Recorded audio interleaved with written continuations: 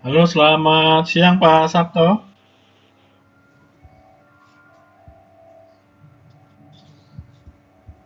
Selamat siang, Bu Zuli.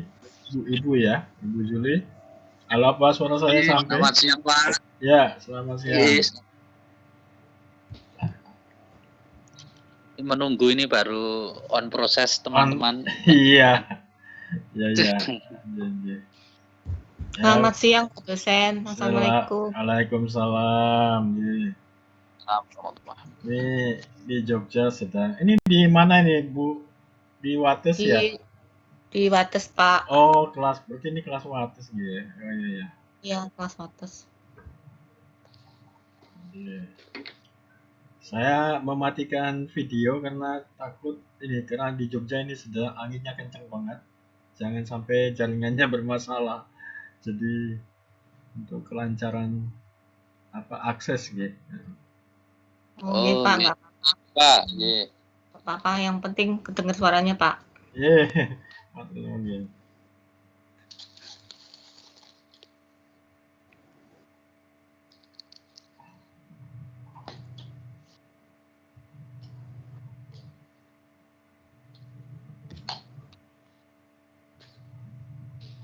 Present dulu Mbak Yuli.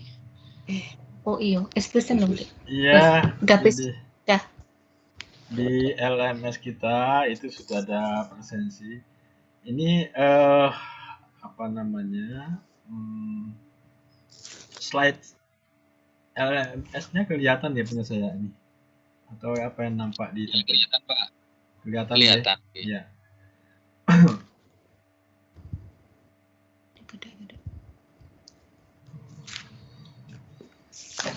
Ya, di LMS kalau Bapak Ibu masuk itu ada yang pertama itu ada sampul lah istilahnya cover terkait dengan mata kuliah itu ya. Mata kuliah yang sedang kita diskusikan. Kemudian ada kontrak kuliah itu terkait dengan perencanaan kuliah kita selama 1 semester ini. Kemudian juga ada pengumuman di situ, okay, announcement. Beberapa hal mungkin perlu saya sampaikan lewat papan pengumuman ini. Misalnya saja hari ini Sabtu ya kita kuliah dimulai pukul 10 sampai 13.30 sesuai dengan jadwal. Maaf dengan platform MS Team, ini bukan Zoom. Ya, Zoom-nya sedang dipakai, jadi saya menggunakan MS Team. Maaf. Kemudian ada jadwal kuliah, kemudian ada presensi kehadiran mahasiswa. Silakan Bapak Ibu klik dulu presensi ini untuk presensi gitu ya. Jadi presensi ini akan muncul sesuai dengan jadwal dan jam ya, tanggal dan jamnya. Coba saya cek siapa saja yang sudah presensi. Ya, ini Ibu Yuli, Pak Sabto, kemudian Bapak apa Ibu ya ini? Marga Subekti. Bapak itu, Pak. Bapak aja. Iya, iya. Bapak Marga Subekti hanya saja belum masuk di MS Team. Mohon maaf, tadi saya salah tulis Zoom, harusnya Teams ya. Oke, itu. Kemudian kalau kita kembali lagi, saya sambil menunggu yang lain menjelaskan secara utuh dulu mengenai layout daripada LMS karena masing-masing dosen mungkin akan berbeda ya tampilan LMS-nya. Oh, jadi yang pertama kelihatan ya Bu Yuli ini anunya saya punya LMS. Kelihatan Pak. Kelihatan ya? Oke. Kelihatan, Pak. Ya, saya ingin menjelaskan terlebih Kelihatan lebih kecil. ya. Kecil. Kecil ya, pakai laptop apa pakai HP? Kalau ini kalau pakai HP Penting kan Pak itu. laptop biasanya menyesuaikan, ya. Oke, siap. Biasanya Kelihatan. menyesuaikan gambar dan juga tampilan, ya. Nah, yang pertama saya ingin menjelaskan dulu tentang kontrak kuliah ini. Bisa dilihat juga, bisa di-download, ya. Isinya seperti apa. Nah, ini. Ya, mudah-mudahan kelihatan.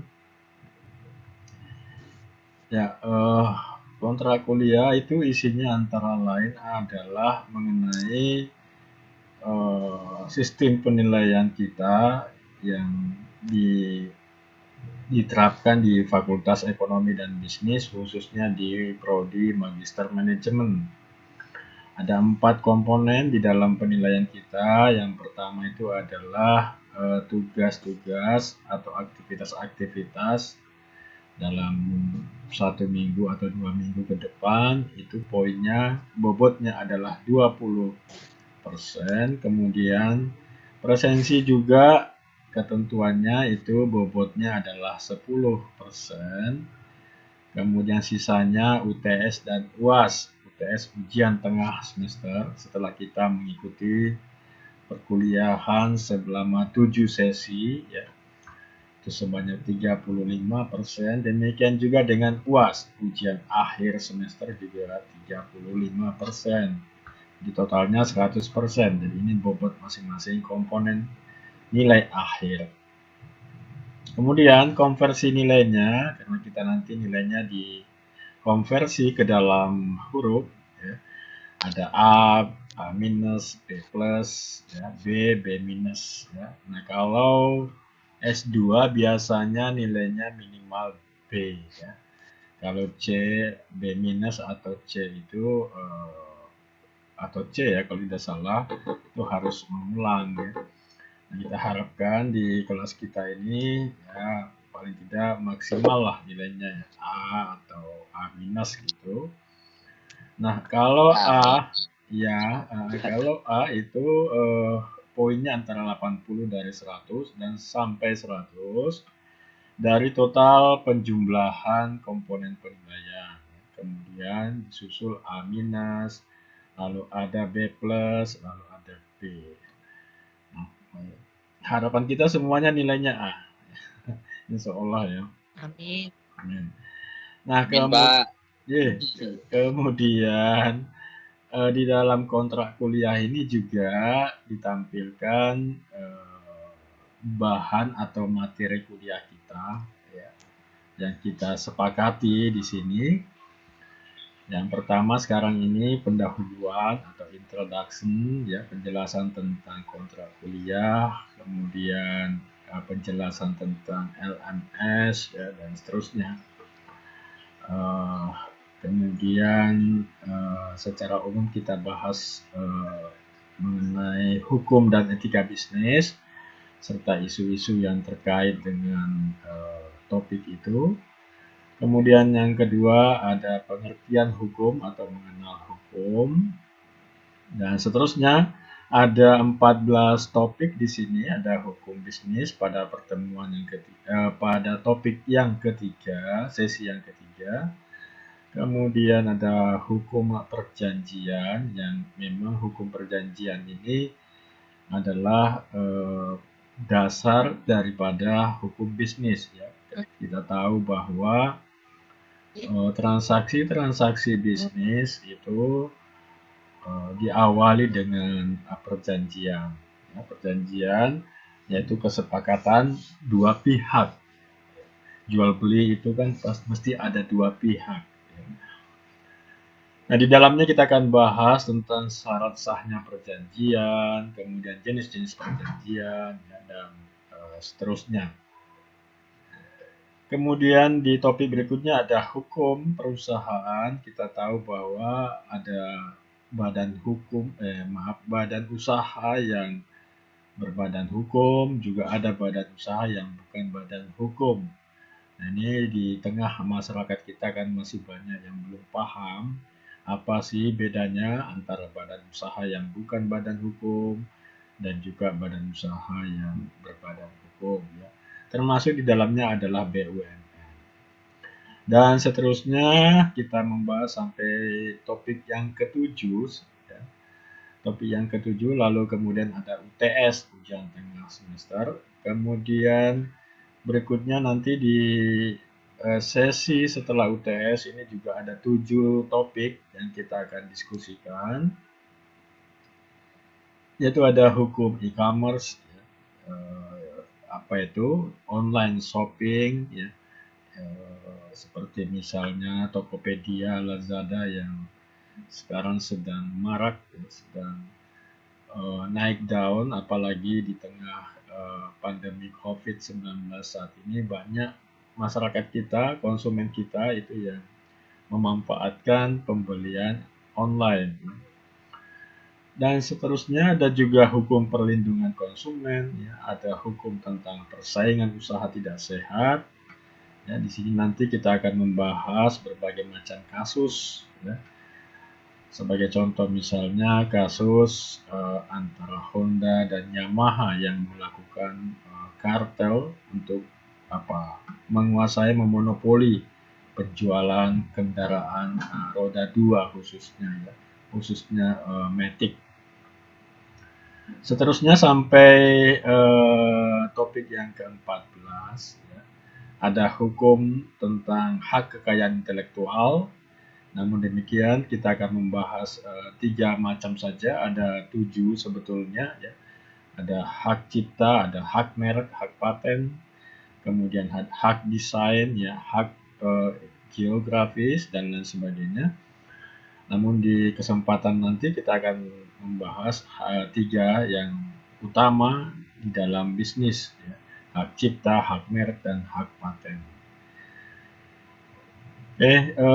Kemudian ada pasar modal, lalu ada surat berharga, kemudian yang terakhir yang lagi sedang up to date itu adalah Undang-Undang Omnibus Law atau Undang-Undang Cipta Kerja yang belum lama ini, beberapa minggu yang lalu, beberapa PP atau petunjuk teknisnya sudah disahkan oleh Presiden.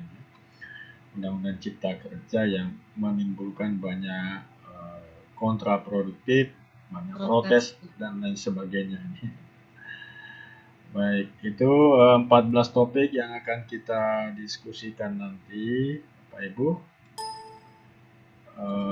Hanya saja saya juga ingin kemudian referensi bukunya saya kira kita menggunakan buku lokal saja, ya.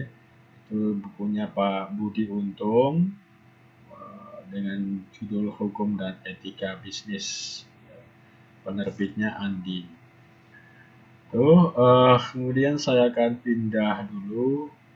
Jadi ada 14 topik yang akan kita selesaikan dalam beberapa bulan ini. Saya pindah ke jadwal dulu. Ini kita mesti sepakati dulu mengenai jadwal, ya. Jadwal kuliahnya, karena saya melihat jadwal kuliah ini ada kekhususan ya untuk kelas Kulon Progo atau kelas Wates. Kalau kelas Jogja biasanya kita kuliahnya seminggu sekali ya. Hanya saja saya melihat tadi, mencermati jadwal kuliah kita itu baik kelihatan ya. Jadi jadwal untuk aspek hukum dan etika bisnis ini ya, hari Sabtu jam 10 sampai setengah 2 itu aspek hukum dan etika bisnis. Tanggalnya hari ini tanggal 13, kemudian 2 minggu ke depan tanggal 27, lalu 2 minggu lagi ke depannya tanggal 10 April dan 24 April. Artinya ini dalam sebelum UTS kita akan tatap maya atau kuliah online ini 4 kali ya, yang space-nya 2 minggu sekali ya, kalau tidak salah ini Kemudian ya UTS-nya itu tanggal 8 Mei pas bulan puasa ini ya, jelang Idul Fitri ya. Ya, ini dengan demikian bisa saya simpulkan bahwa setiap kali tatap muka ini saya harus menyampaikan dua topik, agar bisa tercover semuanya yang 14 topik itu. Demikian juga setelah UTS ini yang warna kuning hijau ini, itu dimulai tanggal 29 Mei. Dari 8 Mei kita UTS, lalu dilanjutkan kuliahnya tanggal 29 Mei, lalu 12, oh ini Juni mestinya ini, 12 dan 26 Juni. Ya, Juni ya, salah tulis. Dan ujiannya tanggal 2 Juli. Ya. Nah ini setelah UTS ini ada 3 kali tatap maya atau perkuliahan. Ini artinya juga tiap kali tatap maya atau perkuliahan ya harus menyampaikan minimal 2 topik ya. Ya. Itu kemudian Bapak Ibu ini jamnya kan jam 10 sampai setengah 2. Artinya ini 2 topik. Nah, aturan pemerintah kemudian dilanjutkan oleh himbauan dari universitas ya. Ini saya nanti akan memperlihatkan mengenai panduan atau pedoman perkuliahan pada semester genap ini. Itu satu sesinya adalah maksimal 1 jam untuk kuliah online. Ya, jadi harusnya kan kalau 3 jam itu tatap muka yang normal itu adalah 2,5 jam. Namun demikian ada kebijakan bahwa untuk satu sesinya itu adalah 1 jam. Nah kalau kita 2 sesi ini artinya 2 jam tatap mayanya. Ya, 2 kali, seakan-akan 2 kali pertemuan. Nanti presensinya juga saya akan setting supaya Bapak Ibu kalau mengikuti kuliah pada jam 10 ini sampai jam 12 nanti itu dianggap mengikuti 2 kali tatap muka atau tatap maya, ya 2 sesi, dianggap 2 sesi. Itu kebijakan dari universitas ya, imbauan dari universitas juga karena ketentuan dari pemerintah. Itu sehingga nanti kita satu kali pertemuan ini ada ya kurang lebih kita akan bertatap maya 2 jaman, 2 jam. Gitu nggih, Pak Sabto? Nggih, Pak, siap. Oke, baik. Baik. Jadi tidak perlu pakai istirahat, jadi tidak perlu sampai setengah 2. Jadi cukup 2 sampai jam 12 saja. Itu pun kalau ya itu pun kalau masih kuat ya. Jadi saya menjelaskan sedikit tentang sistem pendidikan kita, yaitu menggunakan model SKS, ya, sistem kredit semester. Yang satuannya adalah SKS, kecil, hurufnya kecil. Satuan kredit semester SKS, yang huruf kecil itu sama juga dengan nilai apa namanya? Satuannya, misalnya satuan uang itu adalah rupiah. Satuan jauh itu adalah jarak itu adalah kilometer ya. Satuan berat itu adalah kilogram.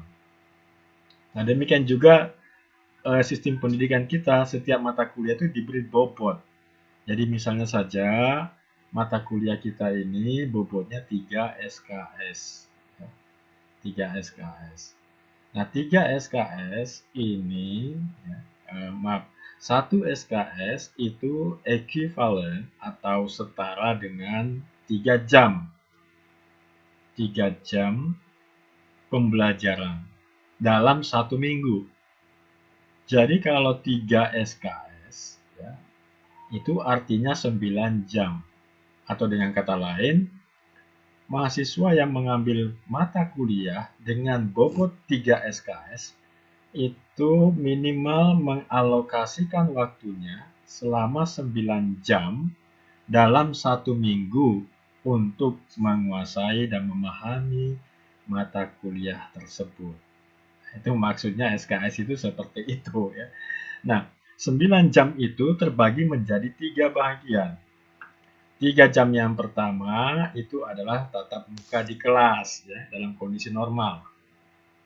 3 jam pertama. 1 jamnya itu dihitung 50 menit.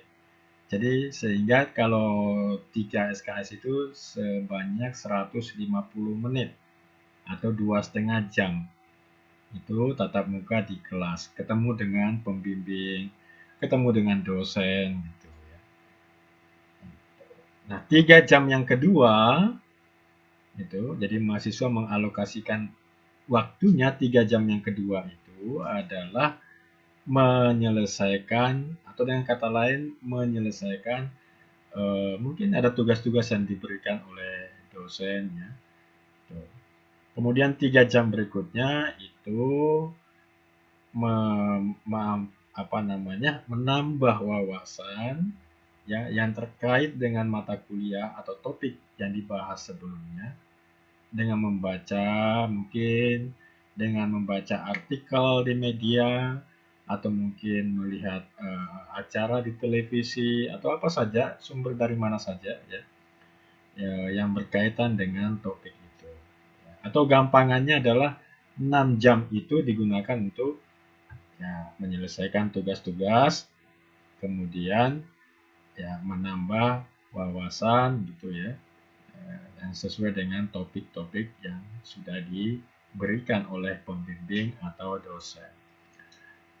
Nah, itulah makna daripada SKS.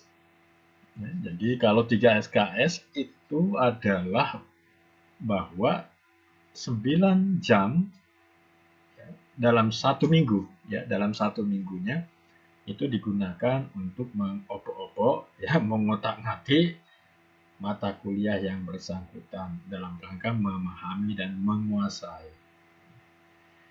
Tapi begitulah ya, saya juga termasuk orang yang tidak begitu disiplin ya.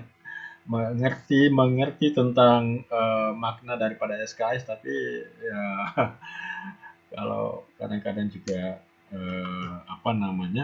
tidak disiplin ya. Gitu. Jadi kalau Bapak Ibu pada semester ini katakanlah ada yang mengambil sampai 20, 15 sampai 20 SKS. Ya gampangannya 15 SKS lah ya.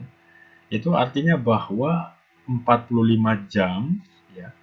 45 jam dalam 1 minggu itu harus mengalokasikan waktu untuk membahas, mendiskusikan, ya, membaca, mendengar mata kuliah yang diambil pada 1 semester. Demikian sedikit sekilas mengenai sistem pendidikan tinggi kita yang terkait dengan SKS. Mudah-mudahan bisa dipahami karena juga kita kalau sistem ini ketat dilaksanakan maka saya kira banyak mahasiswa, banyak siswa pelajar yang nanti menjadi sangat luar biasa ya. Baik, silakan Bapak Ibu, saya sambil cuap-cuap, Bapak Ibu bisa menyela, ya, tidak perlu menunggu saya mempersilahkan, tidak apa-apa, langsung disela aja ya, kalau ada hal yang ingin ditanyakan, ya, yang ingin ditanyakan silakan. Ya, saya kembali lagi ke depan, saya mau lihat dulu siapa yang sudah masuk.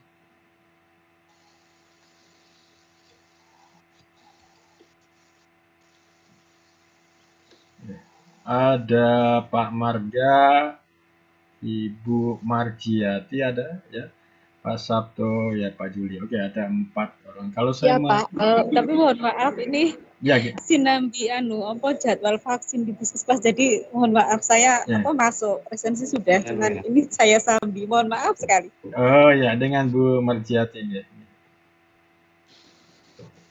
Ya, nggak apa-apa Bu. Ya, Vaksinnya, Ya, Pak, kalau bisa vaksinnya dibagi Ya, sama. sebetulnya sudah berusaha ngantri pagi, tetapi karena sistem yang bermasalah sehingga saya harus terlewatkan sehingga jam 10 saya belum selesai vaksin. Oh, Mohon maaf gitu. sekali, Bapak. Ya, enggak apa-apa, Bu. Ya. selamat pagi Bapak. Ya, selamat pagi, Yes, Pak ikut Marga. Ya, ya Marga. Ya, ikut bergabung ini karena sinyal baru nah itu. pulang pergi sinyalnya Pak. Ya, biasa, Pak. Ya, jadi Iya. ini juga pemerintah sudah memberikan bantuan kuota. Apakah Bapak Ibu sudah mendapatkan bantuan kuota? Oh iya, iya. Sudah Iya. dapat, Pak. Saya sendiri belum dapat masalahnya. Itu sejak tanggal 10 itu sudah didistribusikan kuotanya itu. Iya. Tapi kok nampaknya hanya sebagian, tapi belum semua Oh iya. mahasiswa dan dosen mendapatkan. Iya. Baik, silakan yang Mbak Ibu Marcianti yang mau divaksin, ya silakan. Iya. Tapi hati-hati jarum suntiknya itu Bu, tajam itu jarum suntiknya. Nervous sih. Iya. Baik, itu saya kembali lagi ke LMS, mudah-mudahan masih terlihat ya. Jadi Bapak Ibu yang pertama kali silakan presensi, lalu nanti masuk ke tahap kuliah tatap maya ya, sesuai dengan jadwal ya. Nah, kita menggunakan MS Team. Kemudian tadi sudah saya sampaikan referensi atau textbook yang kita pakai, kita menggunakan buku lokal saja, judulnya Hukum dan Etika Bisnis, bukunya Pak Budi Untung. Ini buku lama tetapi setiap tahun direvisi. Nah, lalu setelah itu kita Bapak Ibu bisa melihat materi daripada topik yang 14. Pada hari ini kita akan diskusikan 2 topik ya, seperti dalam kontrak kuliah tadi dan sesuai dengan jadwal kita. Misalnya saja topik 1 itu terkait dengan isu-isu hukum dan etika bisnis. Di situ saya sudah menampilkan penjelasan singkat tentang topik 1 ya, bisa dibaca langsung. Misalnya saja di sini bahwa topik 1 ini membahas berbagai isu-isu yang dihadapi oleh pelaku bisnis ya, terkait dengan pelanggaran hukum dan etika dalam menjalankan bisnisnya dan seterusnya. Dan juga di dalamnya juga saya menuliskan capaian atau tujuan pembelajaran daripada mata kuliah ini ya, atau topik ini ya. Nah, ini setiap topik seperti ini di awal ini kita anggaplah sebagai cover atau sampul daripada setiap bab ya. Nah, kemudian Bapak Ibu di dalamnya setelah itu ada materinya, bisa dalam bentuk artikel, dalam bentuk slide, dalam bentuk e-book ya. Nanti tergantung topiknya ya. Dalam contoh ini misalnya di topik 1 itu saya memancing dulu istilahnya ya, mengenai berbagai isu-isu ya, persoalan-persoalan yang terkait dengan penerapan hukum dan etika di dalam dunia bisnis khususnya kepada pelaku usaha. Ada artikel ya, artikel online misalnya saja ini dari mana Kompas atau apa ini ya. Kita tahu bahwa dari hukumonline.com ya. Sebagai contoh misalnya ini ada 3 kasus yang di awal 2020 ya, kita tahu ada skandal Jiwasraya ya. Ada skandal Asabri gitu. Ada fintech ya. Fintech itu adalah financial technology yang sekarang ini sedang marak juga, seperti sebagai contoh yang mudah itu adalah pinjaman online ya. pinjaman online yang banyak bermasalah itu ya. Pinjaman tanpa agunan gitu, hanya melalui online kita sudah bisa mendapatkan pinjaman, tapi kemudian kalau tidak bisa membayar itu masalahnya bisa panjang gitu. Itu kemudian Omnibus Law juga termasuk hukum bisnis yang juga mendapatkan banyak banyak protes ya dari masyarakat ya. Dan berbagai investasi bodong ini banyak kejadian kalau Bapak Ibu membaca belakangan ini banyak orang yang tertipu ya, di mana itu 2 hari yang lalu ada berapa ratusan miliar itu arisan itu ya. Nah, itu khususnya ibu-ibu itu banyak yang tertipu dengan investasi bodong. Juga investasi di bidang properti ini banyak juga kejadian ya. Jadi ternyata lahannya bukan milik pengembang dan lain sebagainya gitu. Itu kemudian juga kita akan menyasar juga persoalan-persoalan pelanggaran etika bisnis ya, khususnya di BUMN, badan usaha milik negara. Ini juga banyak terjadi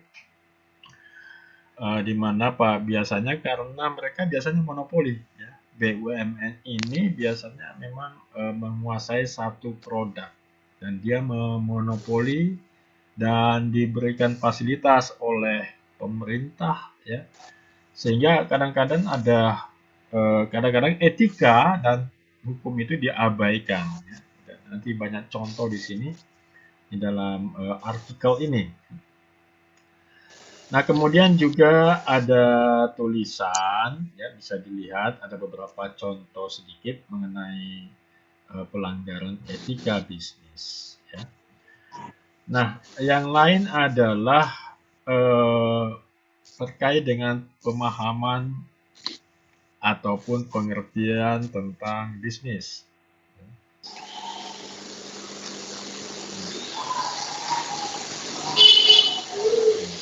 Bentar.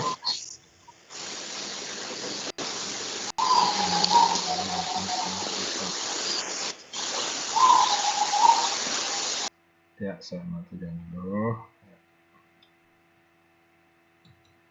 Bu Zuli masih kelihatan je elemen saya, Bu Zuli?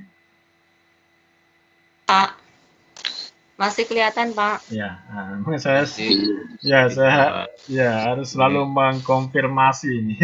Khawatirnya nanti omongannya sudah jauh ternyata tidak terlihat. Nah, kemudian pengertian tentang etika itu bisa dilihat ada website namanya Wikipedia ya, yang terkait banyak hal-hal ilmu pengetahuan di situ ya. Baik Bapak Ibu, itu kemudian juga ada materi tentang etika dan hukum bisnis. Ini jurnal ya, ada tulisan dari Pak Firdaus.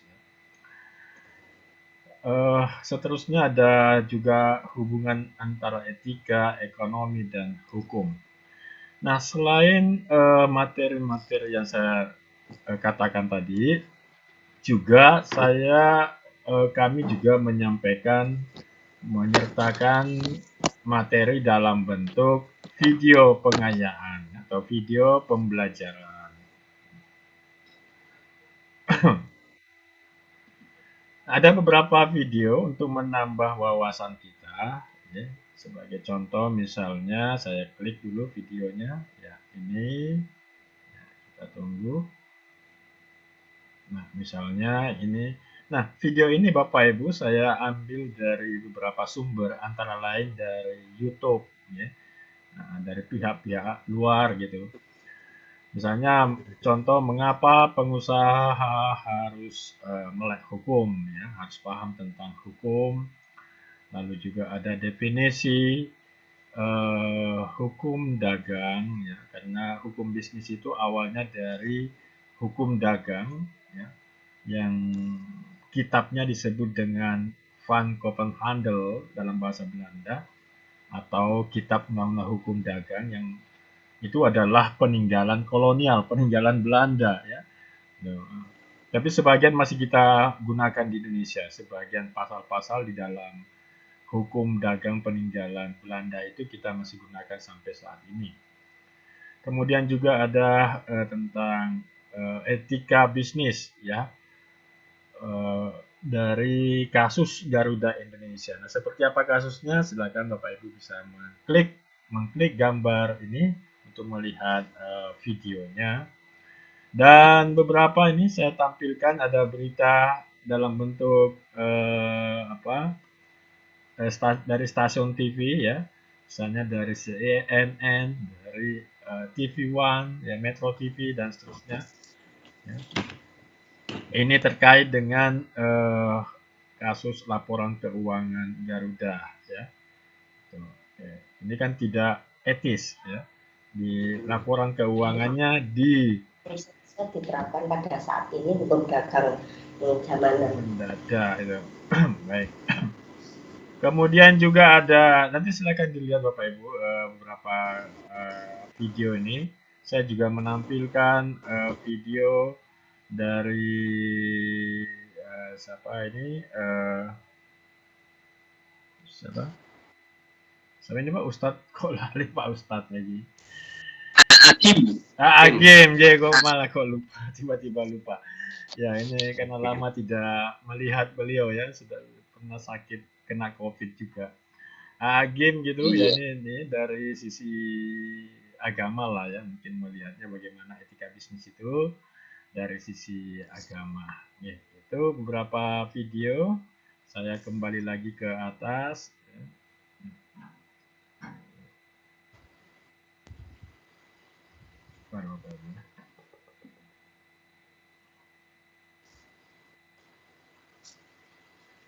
Nah, materinya, layout daripada materi kita seperti itu Bapak Ibu. Jadi ada slide, ada video, ada e-book, ya. Ada artikel-artikel dari media-media online, ya, ada video juga dan lain sebagainya, ya. Nah, seterusnya untuk menambah atau memahami lebih jauh tentang topik yang kita diskusikan, itu ada sedikit aktivitas atau katakanlah tugas-tugas, ya, yang Bapak Ibu harus selesaikan, ya, dalam 2 minggu ke depan. Ya, sebagaimana tadi saya sampaikan bahwa kita menggunakan sistem SKS gitu, sehingga paling tidak Bapak Ibu bisa mengalokasikan sedikit waktu, ya, untuk melakukan review. Ya, review atau gampangannya adalah merangkum gitu, ya. Review mungkin agak berat, ya. Review itu menilai, yang memberikan pendapat terhadap satu topik, ya. Itu, namun demikian Bapak Ibu, review atau rangkuman ini tidak dalam bentuk tertulis, ya, tetapi dalam bentuk voice, ya, suara. Ibu ngomong direkam gitu, durasinya waktunya bebas silahkan, ya. Bisa 5 menit, bisa 10 menit. Yang penting nanti hasil rekaman itu dalam bentuk file itu volumenya tidak lebih dari 5 megabyte. 5 megabyte. Dan kemudian itu diunggah atau diupload di sini, ya Bapak Ibu, di sini di forum ini. Bapak Ibu tinggal klik nanti ini, nanti akan muncul tempat untuk mengunggah atau mengupload file dalam bentuk suara atau dalam bentuk voice, ya. Jadi dalam bentuk rekaman. Jadi model yang saya gunakan seperti itu di semua kelas yang saya bimbing, yang saya ampu, ya, baik di S2 maupun di S1. Ini untuk memudahkan mahasiswa, jadi tidak perlu mengetik lagi, ya, tidak perlu mengetik terlalu banyak, ya, tidak perlu menulis terlalu banyak, ya. Cukup mengekspresikan, ya, mengekspresikan pemahamannya tentang satu topik, ya, dalam bentuk voice, dalam bentuk suara, gitu, ya, yang kemudian direkam, ya. Ya, itu. Kemudian juga ada yang harus diselesaikan, ya. Itu ada quiz time. Nah, silakan Bapak Ibu klik quiz ini. Jadi quiz ini dalam bentuk pilihan ganda. Ya, multiple choice. Tinggal milih A, B, C, D-nya saja.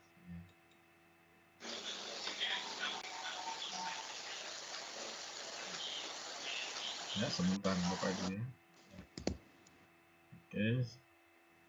Oke. Jadi kuis ini Bapak Ibu klik itu ya, diklik nih, lalu kemudian nanti ada beberapa pertanyaan ya.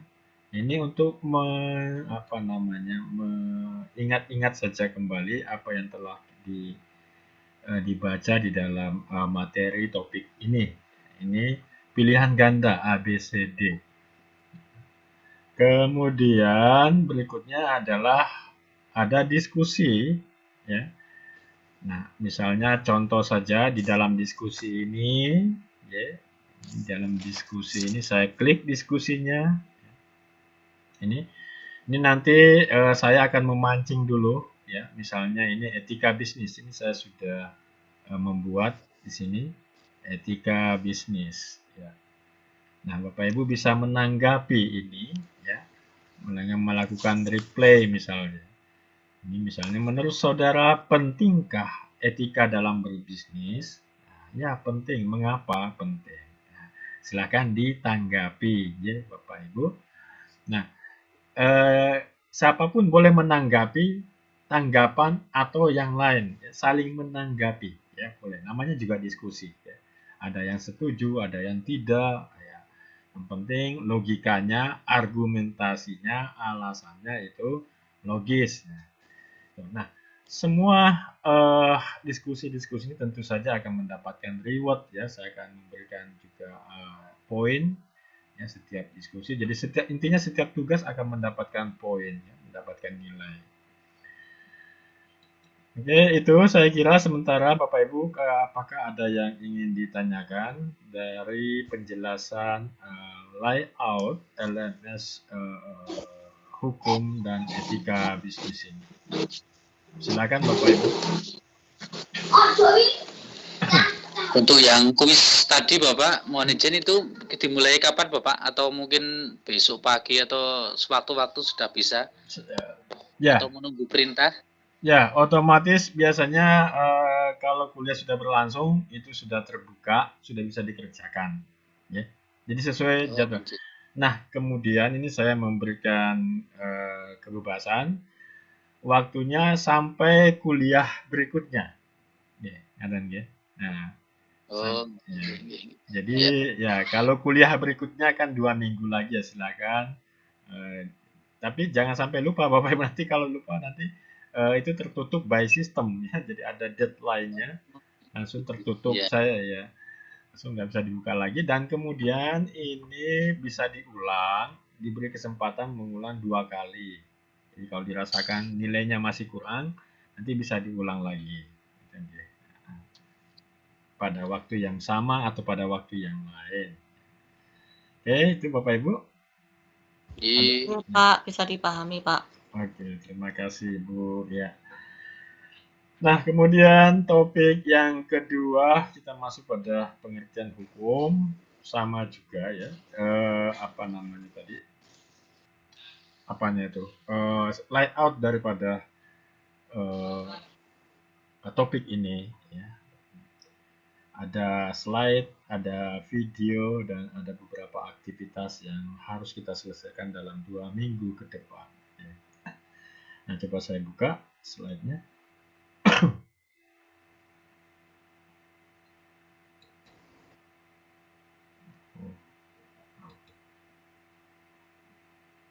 Oh, slide topik 2.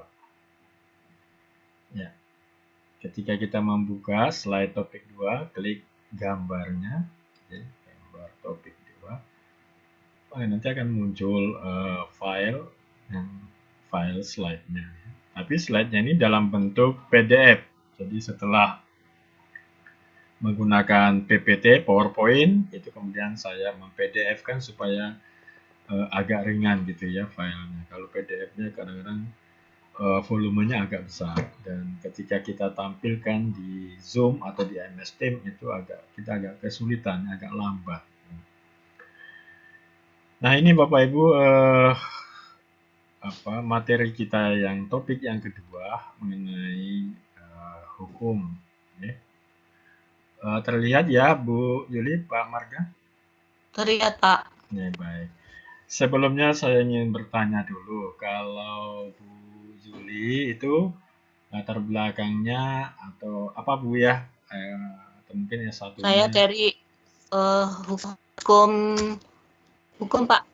Ini Fakultas Hukum. Oh iya. Hukum. Ya, ini itu kalau orang hukum ketemu itu ada dua orang hukum yang ketemu itu menghasilkan 3 pendapat. Gitu ya. Ya, baik Bu. Hukum apa Bu? Pidana atau perdata atau HTN atau apa? Hukum tata negara, Pak. Oh, HTN ya. Konsentrasi hukum tata negara, Nji. Ya, berarti sama dengan Pak Mahfud ya, Pak Mahfud MD. Maksudnya terjun di politik kalau HTN itu. Tapi kalau dulu itu eranya saya, era 90-an lah itu ya, sebelum awal-awal itu HTN itu nggak laku ya Bu ya dulu itu. Baru aja belakang jarang orang yang mengambil mata jurusan HTN dulu. Yang laris itu hukum perdata dulu. Perdata pidana. Perdata ya. Bisa Karena saya di Perda, saya ambilnya jadi konsentrasinya ke hukum tata negara, hukum Pak. tata ya. Kenapa bukan hukum administrasi? Sama sih ya. Sama. Dulu pilihan konsentrasinya soalnya perdata, pidana, sama tata negara gitu. Oh, HTN ya. Pak Marja latar belakangnya apa nih Pak? Iya, saya sospol dari Sosol, Pak. Sospol, Pak. Sospol. Oh, Iya. sosial politik ya. Oh iya. Iya, administrasi negara, Pak. Administrasi negara. Oh ya, Iya. Kalau Pak Sabto, Pak Sabto, halo Pak Sabto. Latar belakangnya apa, Pak? Siap. Dulu ekonomi manajemen, Bapak. Oh, ekonomi manajemen ya. Berarti ini kalau Pak Sabto kita bisa bisa membohongi ya karena tidak ngerti masalah hukum ya.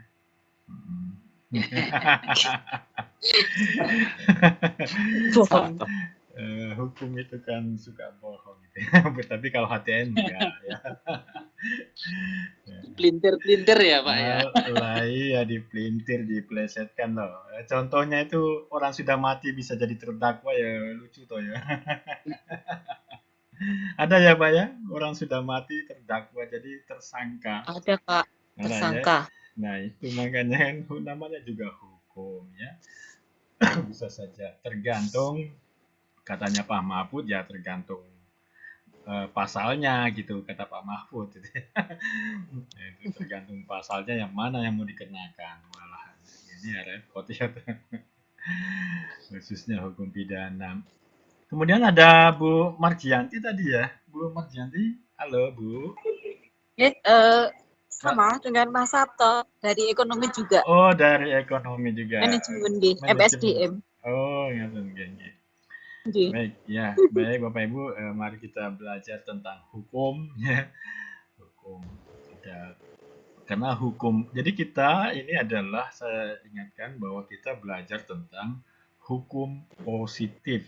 Istilahnya hukum positif. Karena banyak hukum, ada hukum ada hukum alam, ya, hukum rimba dan lain sebagainya, hukum agama dan lain sebagainya ya. Hukum adat juga ada. Tapi yang kita pelajari adalah hukum positif, yaitu apa itu hukum positif? Yaitu hukum yang dibuat atau yang disahkan oleh negara, oleh pemerintah. Ya. Yang kita tahu bahwa pembuatan peraturan atau hukum itu ada tingkatannya, ya. Dari mulai undang-undang dasar, seterusnya gitu, undang-undang, lalu kemudian PP, peraturan pemerintah, lalu Perpres, peraturan presiden, ya, lalu sampai ke bawah Kepres, keputusan presiden, Kepmen, keputusan menteri dan lain sebagainya. Ada hierarkinya, ada tingkatannya. Nah, salah satu sumber hukum itu kan adalah undang-undang, ya. Nah, kita tahu bahwa undang-undang itu kita bicara langsung tidak usah bicara soal undang-undang dasarnya ya. Kita sudah tahu semua apa itu Undang-Undang Dasar 45. Jadi undang-undang itu dibuat oleh siapa? Ya, oleh dua lembaga oleh dua lembaga tinggi negara, itu adalah Presiden dan yang DPR yang mewakili kita, yang mewakili masyarakat. Ya. Boleh diusulkan oleh Presiden, boleh juga diusulkan oleh anggota Dewan. Ya. Itulah undang-undang, jadi memang adalah kesepakatan ya, antara penguasa dengan rakyat yang diwakili oleh anggota Dewan. Nah, itulah yang dimaksud dengan hukum positif. Ya, hukum positif yang kemudian diberlakukan, kalau di Indonesia itu 30 hari setelah ditandatanganinya, disahkan, ya, atau ditandatangani oleh Presiden, karena Presiden yang harus menandatangani untuk mendapatkan lembaran itu ya, apa? Pengundangan, Pak. Pengundangannya, pengundangannya, lembaran negara Bu ya namanya. Ya, lembaran negara. Itu 30 hari setelah itu berlaku. Jadi jangan, tidak boleh ada warga negara. Lah saya nggak tahu kalau ada undang-undang ini, kayak nggak boleh. Ada tuh undang-undang karantina. Kok saya ditangkap ya? Saya nggak tahu kalau ada undang-undang karantina. Ya itu undang karantina sejak 5-4 tahun yang lalu sudah ada ya. Jadi kita sebagai warga negara tidak boleh mengelak seperti itu ya. Nah itulah, jadi dianggap bahwa, diasumsi atau dianggap bahwa setelah 30 hari ditandatangani oleh Presiden dalam lembaran negara, maka itu berlaku ya, berlaku. Diasumsikan bahwa semua masyarakat itu tahu, mengerti tentang undang-undang itu, sehingga langsung bisa diimplementasikan, bisa diterapkan. Gitu. Nah, itulah hukum positif yang ini yang menjadi pembahasan kita. Nah, hukum secara umum itu kan ada yang pidana, ada yang perdata, ada HTN, lalu ada hukum administrasi negara. Nah, terkait dengan mata kuliah ini, maka kita lebih fokus kepada hukum perdata. Kita tahu bahwa hukum perdata itu adalah hukum yang mengatur ya, aturan atau hukum yang mengatur hubungan privat ya, hubungan perseorangan ya, antar masyarakat. Sementara kalau pidana itu adalah hukum publik ya.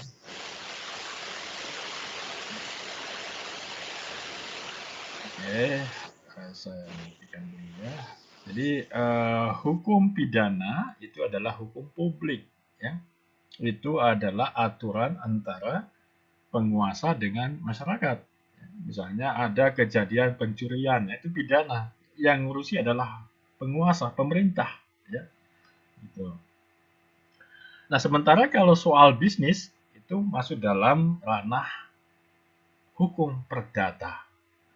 Hukum perdatanya ini adalah disebut istilahnya lex. Apa ya Bu?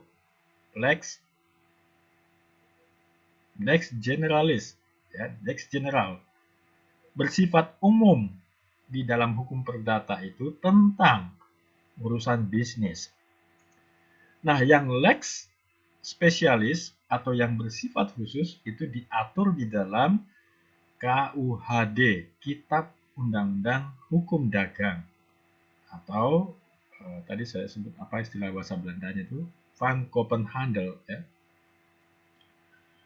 Nah, lebih rinci lagi diatur dalam undang-undang yang lain. Ada undang-undang tentang perseroan, ada undang-undang tentang perlindungan konsumen, ya. Undang-undang tentang persaingan usaha tidak sehat, ya. Undang-undang tentang e-commerce, ya. Perdagangan melalui sistem elektronik. Nah, ini yang diatur lebih detail di dalam undang-undang. Juga di dalam peraturan pemerintah. Nah, inilah fokus kita di situ, Bapak Ibu. Ya. Meskipun kemudian ya, juga hukum pidana bisa berlaku di dalam urusan bisnis. Kalau ada unsur pidananya, ya, tipu-tipu, ya, penggelapan dan lain sebagainya, itu yang masuk dalam kategori hukum pidana. Oke, baik. Nah, yang kita diskusikan nanti itu paling tidak ada 6 hal. Yang pertama adalah tadi sudah saya sampaikan pengertian tentang hukum, ya. Kemudian ada pembagian hukum, ya, antara lain tadi hukum pidana, hukum perdata, HTN, dan seterusnya. Kemudian juga banyak yang kurang memahami tentang subjek hukum. Ya. Apa sih subjek hukum itu? Apakah hanya manusia saja, orang saja, atau ada yang lain? Kemudian juga objek hukum. Ini objek hukum juga penting kaitannya dalam transaksi perjanjian atau transaksi kontrak. Ya, jadi tidak boleh ada objek hukum yang fiktif di dalam sebuah perjanjian. Pak Sabto bersepakat dengan Bu Juli untuk jual beli tanah. Tetapi tanahnya itu tidak ada, ya, sebagai objeknya. Maka itu batal demi hukum perjanjian itu. Tidak berlaku bagi kedua belah pihak. Ya. Kemudian tadi sudah kami sampaikan bahwa fokus kita adalah kepada hukum perdata. Kita akan lihat sistematikanya seperti apa. Dan lebih khusus, ya, lex specialis itu adalah sistematika kitab undang-undang hukum dagang. Ya. Baik, Bapak Ibu. Nah, kalau ditanyakan apa sih hukum itu, ya hukum tadi, ya, kalau hukum secara umum itu adalah suatu yang normatif, suatu yang diakui di tengah-tengah masyarakat yang harus dipatuhi, ya, disebut dengan kaidah sosial. Tetapi kalau yang harus dipatuhi itu dalam bentuk larangan, dalam bentuk anjuran, itu dikodifikasi, ya, dikodifikasi itu dibukukan, kemudian disahkan oleh pemerintah beserta wakil-wakil rakyat, maka itu menjadi kaidah hukum.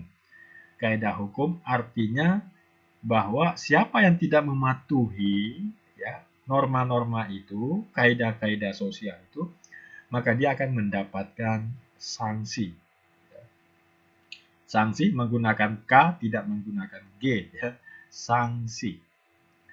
Sehingga bisa kita simpulkan bahwa paling tidak hukum itu adalah keseluruhan kumpulan peraturan atau kaidah-kaidah dalam suatu kehidupan masyarakat, ya, tentang tingkah laku yang harus dan yang tidak boleh yang berlaku dalam suatu kehidupan masyarakat yang dapat, nah ini intinya adalah yang dapat dipaksakan, ya, dapat dipaksakan oleh penguasa.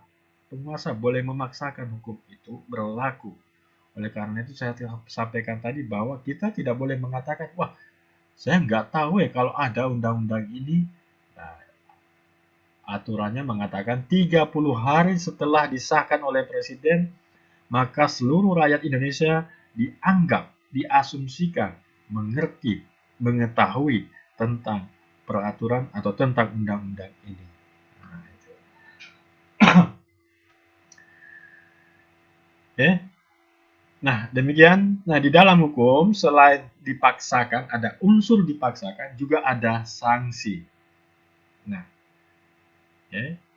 Nah, kemudian pelaku-pelakunya, ya, pelaku maksudnya yang dikenai hukum, ya, dan penegak hukum dan seterusnya itu nantinya ada hubungan hukum, ya, misalnya transaksi jual beli itu adalah peristiwa hukum yang menunjukkan adanya hubungan hukum di situ. Ya.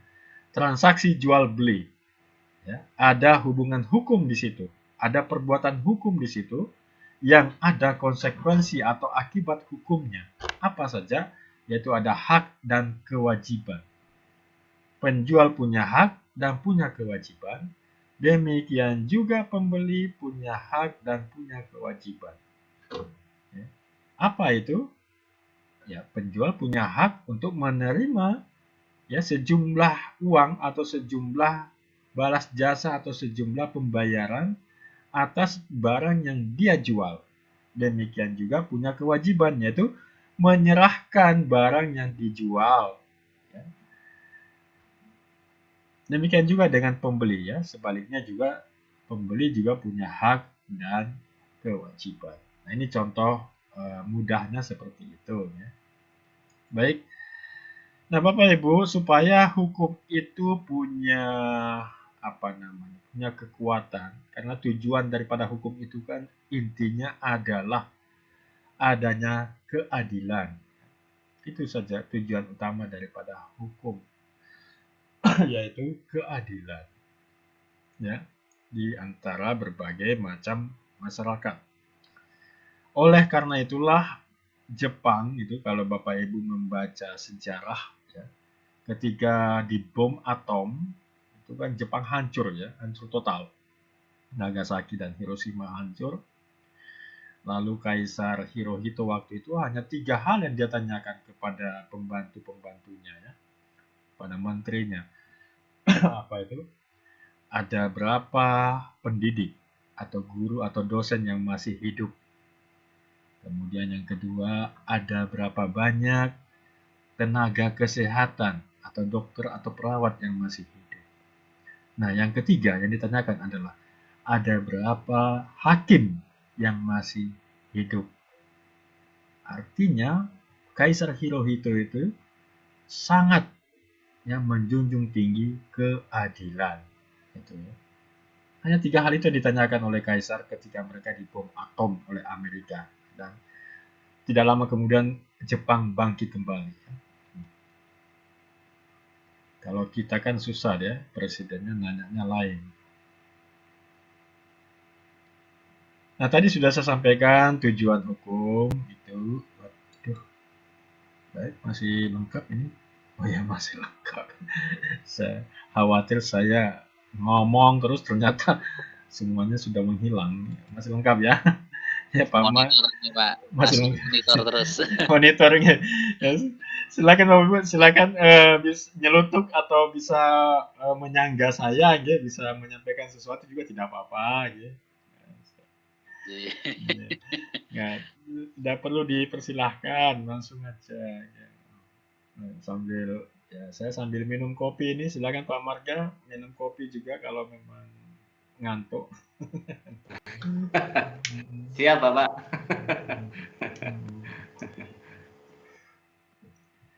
Ya, tujuan hukum saya kira kita semua sudah paham ya, menciptakan tatanan masyarakat yang tertib. Bisa kita bayangkan kalau tidak ada hukum ya, hukum rimba yang berlaku. Dan hukum itu dan manusia itu sudah dikenakan hukum ya, sejak sebelum lahir sudah dikenakan hukum ya. Ibu orang tuanya kan harus ijab kabul dulu ya, diakui perkawinannya dan seterusnya. Ketika lahir manusia itu juga sudah dikenakan hukum ya, harus punya akte kelahiran, punya nama dan lain sebagainya, punya status dan lain sebagainya. Sampai kita pun meninggal dunia, ya, kita manusia itu dikenakan hukum ya. Kita harus minta keterangan ke Pak RT, ke kelurahan ya, tentang kematian tersebut dan seterusnya. Jadi sampai kita di dalam kubur pun kita juga masih terkena hukum positif ya. Ya, soal warisan ya, anak-anak kita ya pastilah membahas masalah warisan, misalnya peninggalan kita ya. Jadi manusia itu sepanjang usianya, sepanjang hidupnya itu memang dilingkupi oleh hukum ya.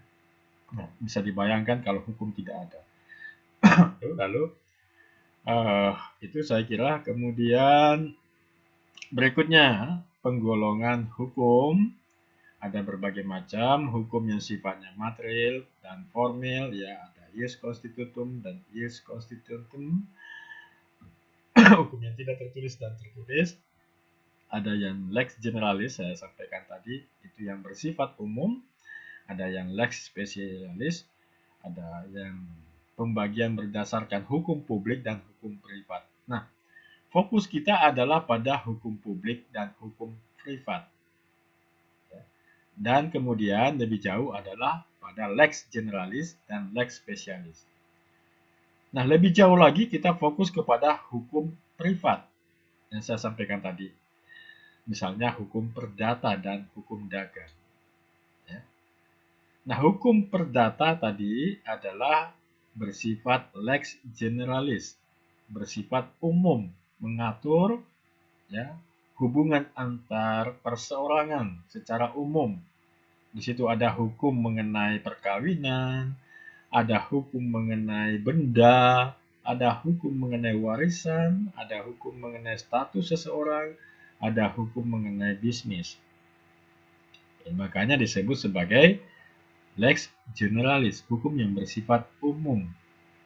Sementara hukum dagang itu kaitannya dengan hukum perdata adalah sebagai lex spesialis.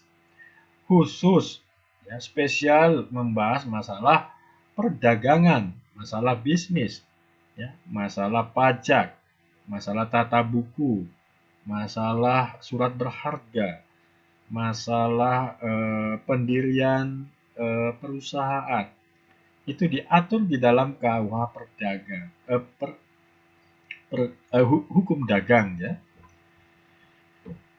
Jadi hubungan antara hukum dagang dengan hukum perdata itu adalah hubungan lex generalis dan lex spesialis. Artinya apa? Kalau ada kasus, maka hakim pertama-tama akan melihat ya, lex generalisnya.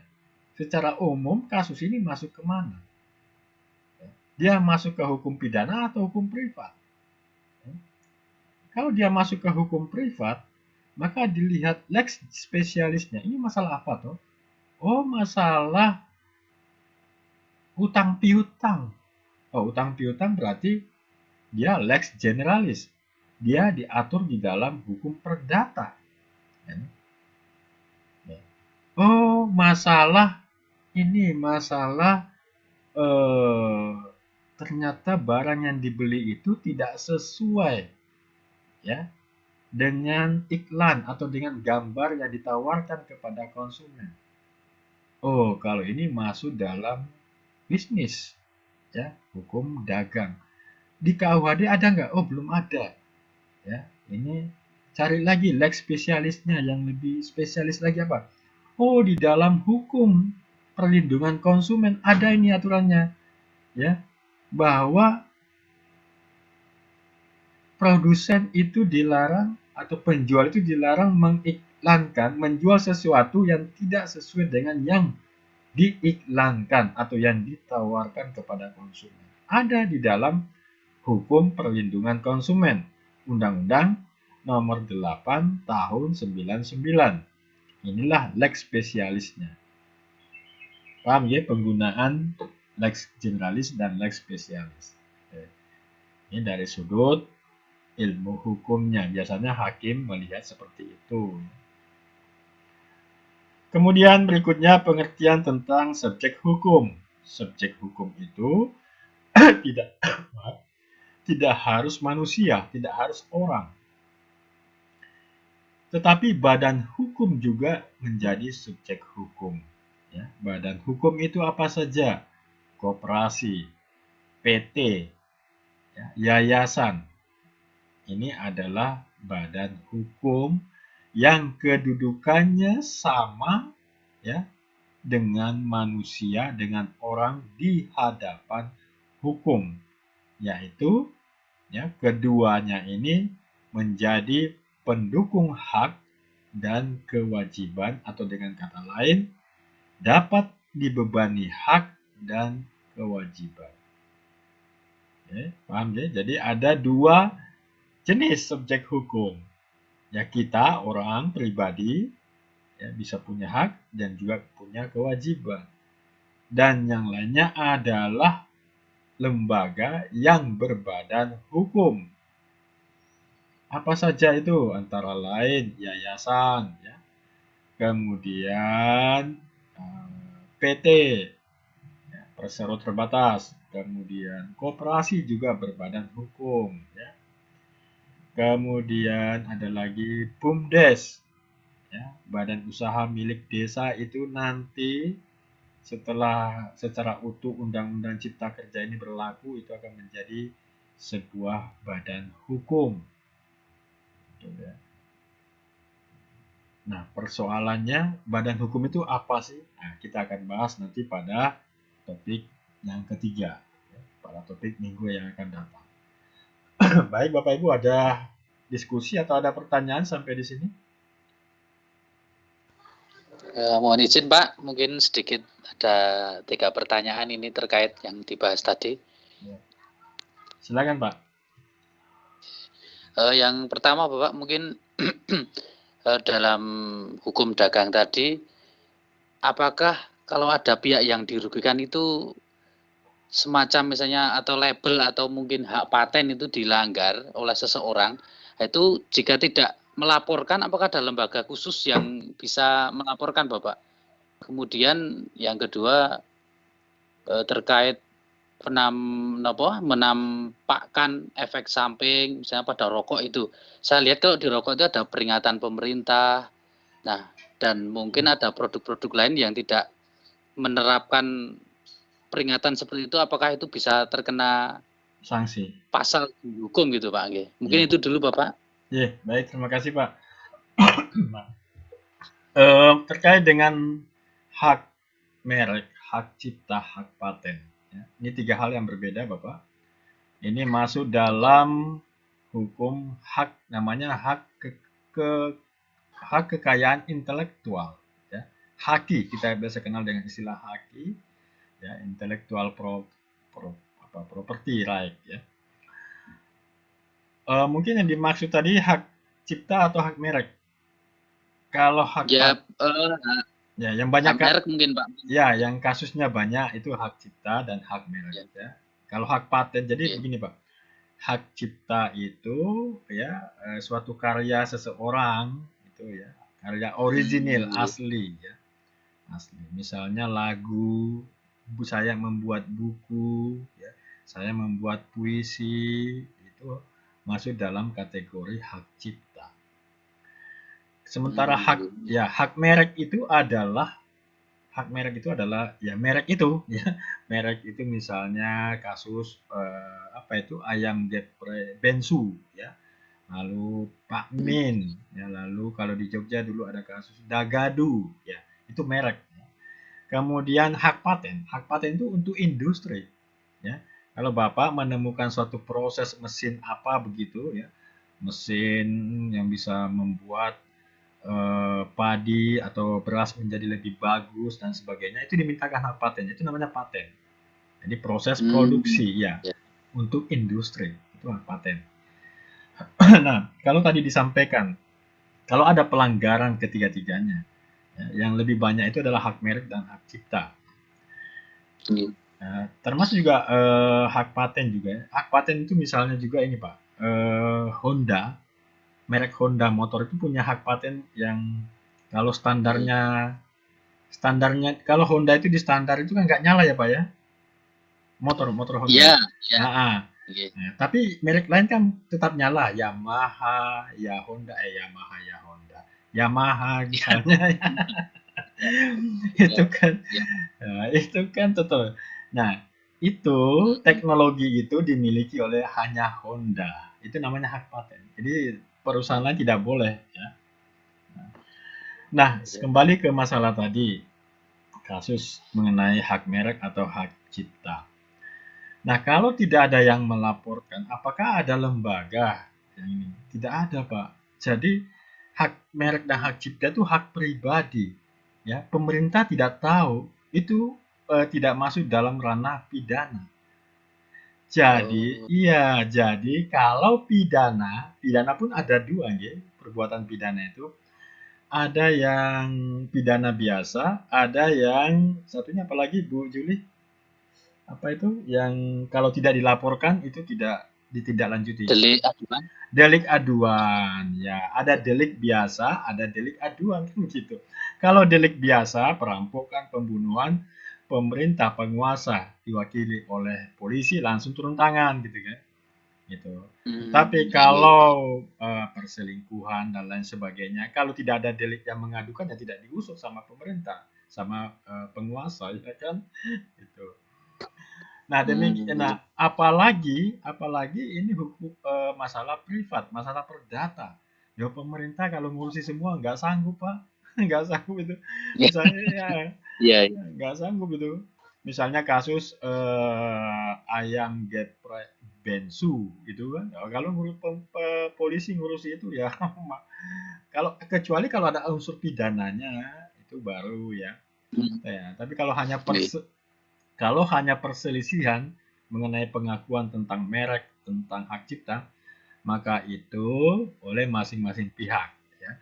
Saya punya merek misalnya Dagadu, loh kok dipakai sama orang lain? Ya saya harus melaporkan, ya, menggugat, ya bukan melaporkan ke polisi, tetapi menggugat ke pengadilan untuk menetapkan bahwa merek itu adalah punya saya, Pak Hakim, gitu.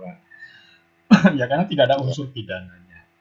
Jadi individu masing-masing yang harus melaporkan ya untuk pengakuan terhadapnya tersebut. Nah kemudian tadi yang kedua apa Pak saya lupa. Yang ada peringatan itu Pak, misalnya ini membahayakan atau mungkin mengandung zat ini tidak baik untuk ini gitu. Apa itu wajib apa tidak gitu loh Bapak?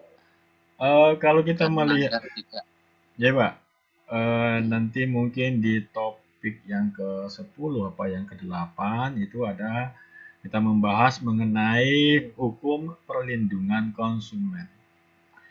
Jadi memang ada salah satu pasal di situ yang mengatakan bahwa produsen itu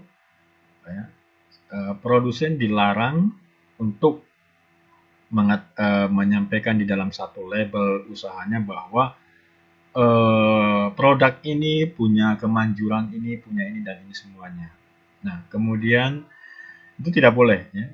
Ini akan menyembuhkan sakit ini selama 1 minggu. Setelah Anda minum ini, itu tidak boleh, itu dilarang, itu ilegal. Karena menyangkut nyawa manusia. Nah, terkait dengan adanya larangan seperti misalnya di rokok itu, nah itu himbauan pemerintah. Itu kan bukan undang-undang, bukan peraturan itu, Pak. Kalau Bapak Ibu lihat, itu adalah peringatan. Ini kan ini, warning. Ini saya punya nih rokok. Peringatan merokok sebabkan kanker mulut ya dan seterusnya. Ya. Ini bukan undang-undang, bukan peraturan. Ini hanya peringatan. Ya. Peringatan. Ini hanya jadi kalau saya merokok ya tidak ditangkap, gitu.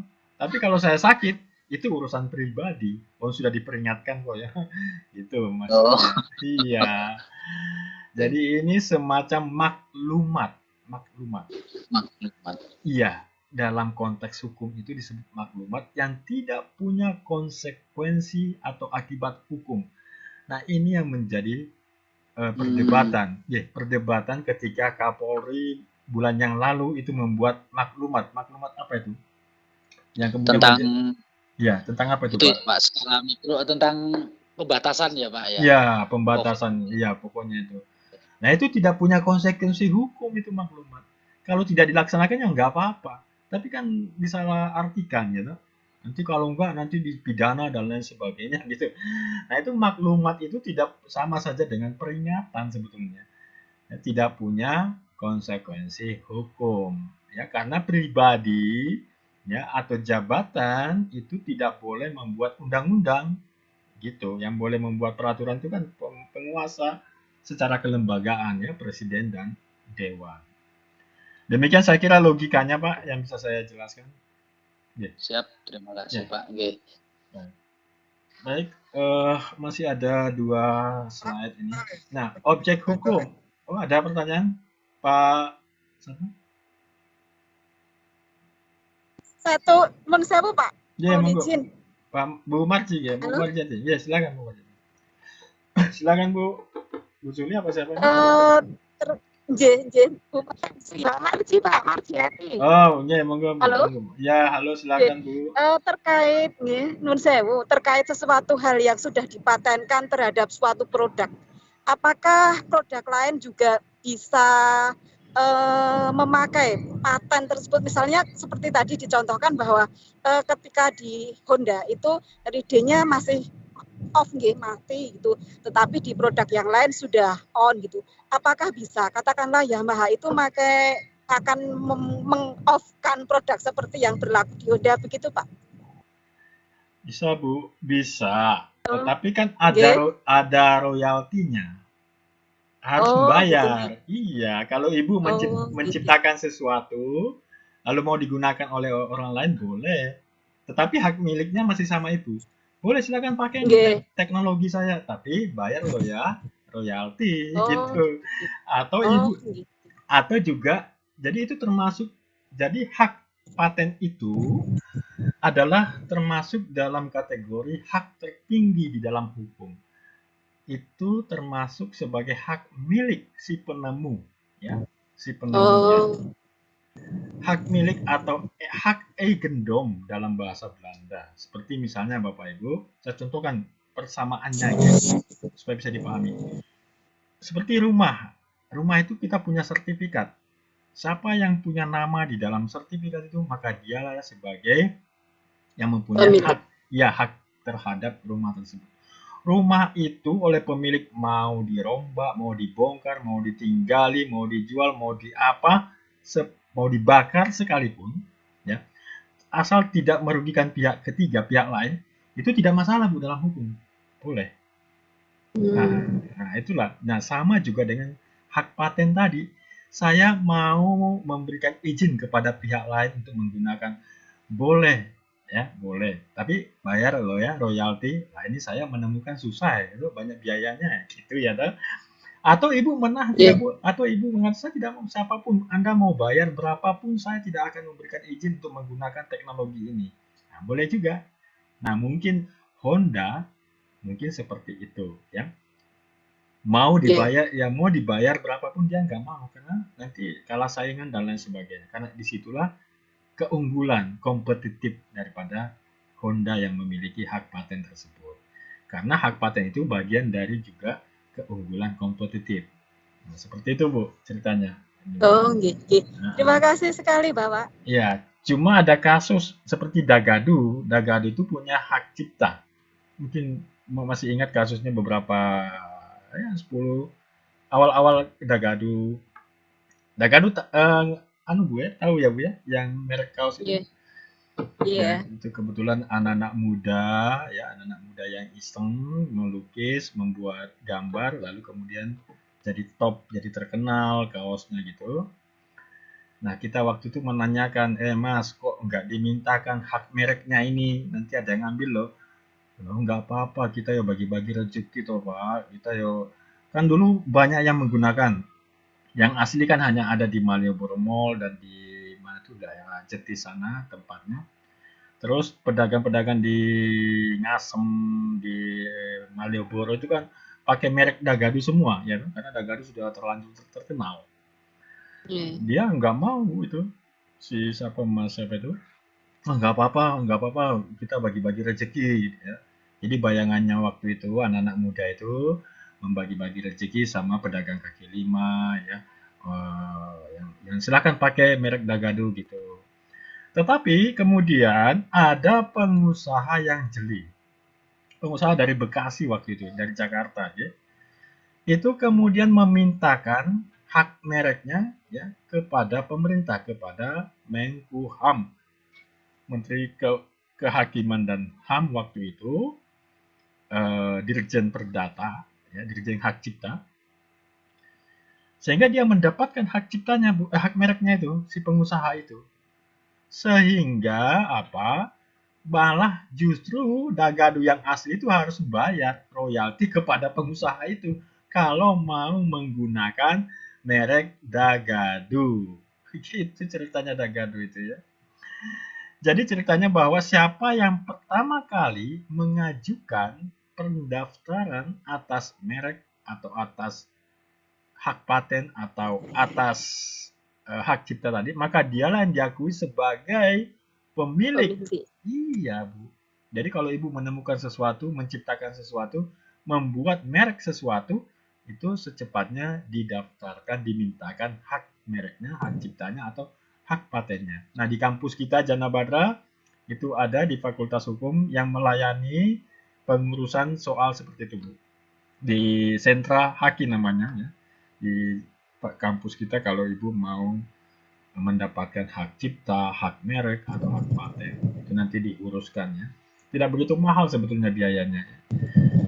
Kalau beberapa tahun yang lalu saya membuat satu buku misalnya, lalu saya mintakan hak ciptanya, itu hanya 500-an ribu biayanya. Nggak tahu kalau sekarang, ya. Tidak mahal sebetulnya. Jadi itu, Bu. Jadi contoh di Wates misalnya ada soto Pak Min, ya. Soto batok. Bukan, yang Pak Min Klaten itu loh, Pak Bu. Min Klaten. Tapi itu kan bukan Sop, Pak Min sop Klaten. Ya, sop ya itu ya sop ya. Oke. Sop itu. Iya. Nah, itu saya ada yang mengadu gitu. Pak itu itu bukan sop Pak Min Klaten, itu cuma pakai namanya aja. Saya tanya yang Pak Min aslinya.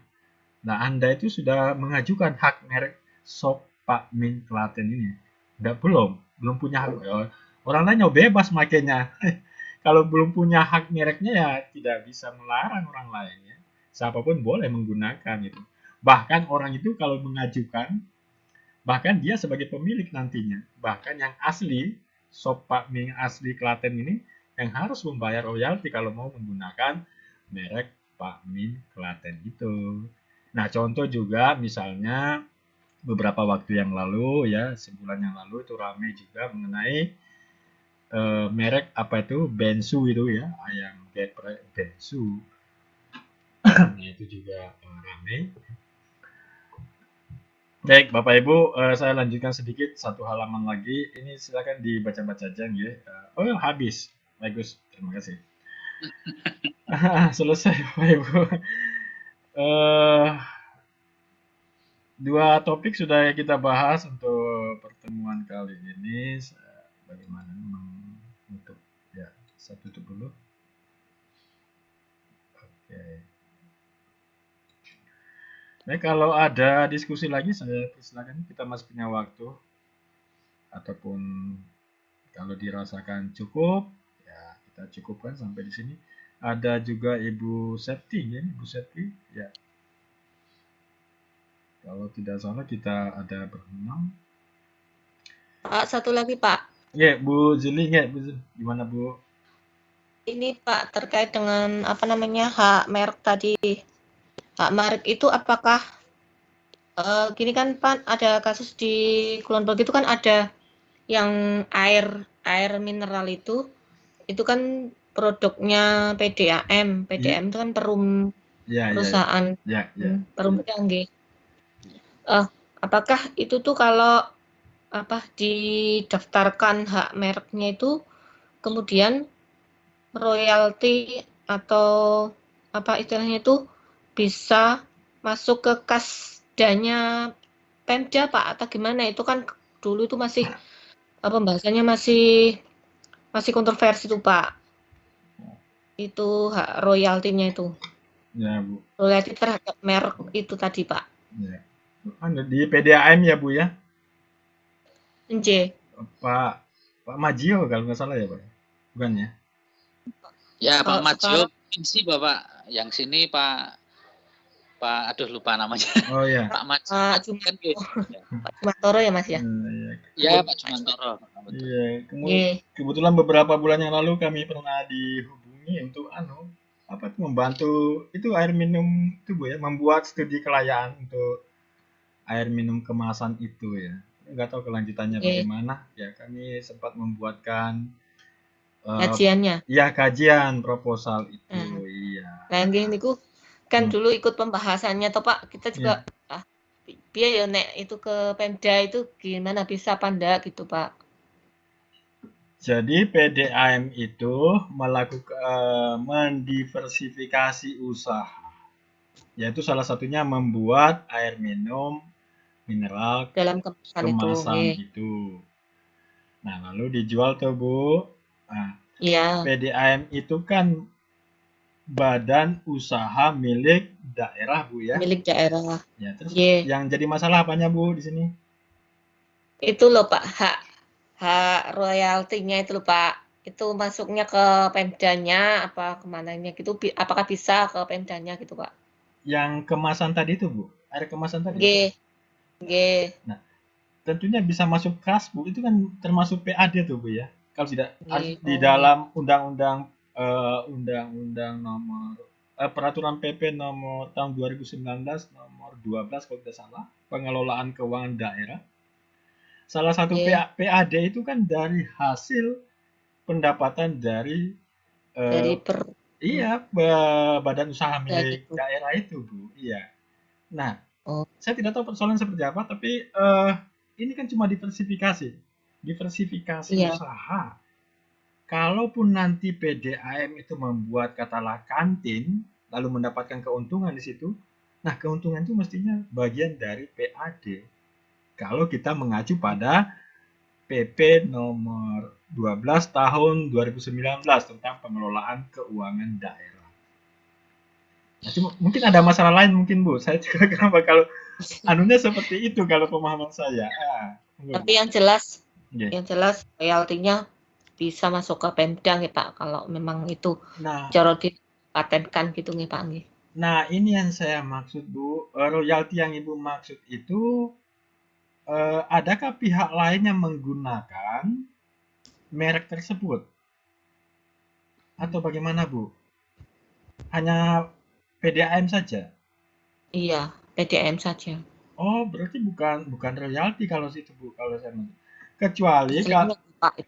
iya kan kan hasil penjualan itu nanti kan menjadi hasil penjualan lalu ada perhitungan rugi laba, laba itu kemudian menjadi PAD-nya, sebahagian menjadi PAD-nya. Iya, PAD-nya pemerintah, Bu. Iya, Pemda. Pemahaman saya tadi, royalti itu ada pihak lain yang menggunakan merek tersebut, mereknya PDAM, yang juga memproduksi itu. Nah, itu ada royalti yang harus dibayar oleh pihak lain itu, pihak swasta katakanlah. Nah, itu pun bagian dari sisi akuntansi, itu pun bagian dari pendapatan PDAM yang nanti dilaporkan, yang kemudian menjadi labanya itu menjadi PAD-nya Pemda, karena PDAM adalah miliknya Pemda.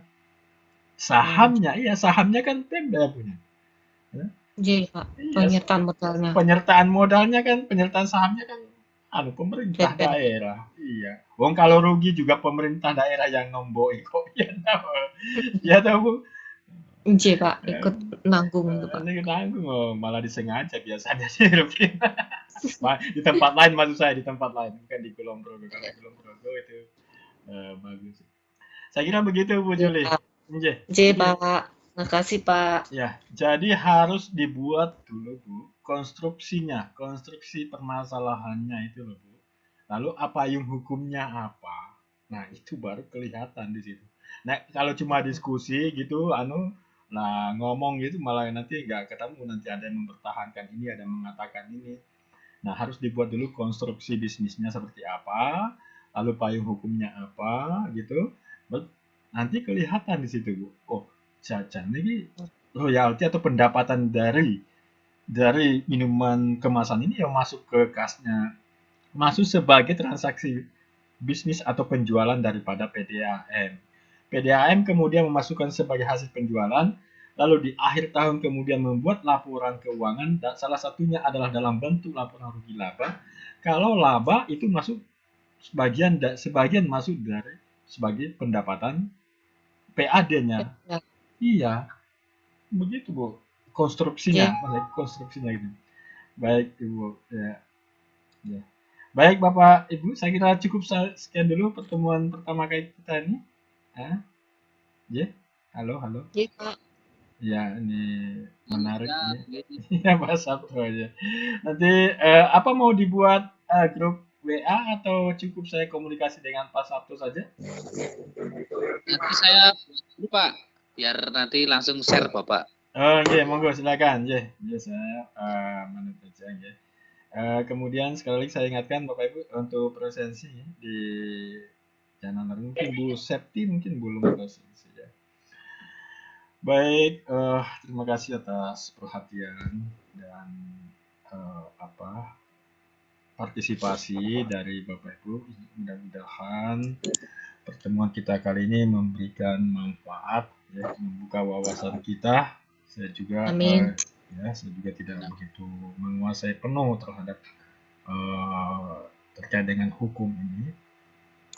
Tentunya masih banyak yang lebih. Baik, terima kasih Bapak Ibu. Selamat siang, salam sehat selalu. Selamat siang, Pak. Ya, Amin. Assalamualaikum Siang, Pak. warahmatullahi wabarakatuh. Waalaikumsalam. Waalaikumsalam warahmatullahi wabarakatuh. Terima kasih. Wabarakatuh.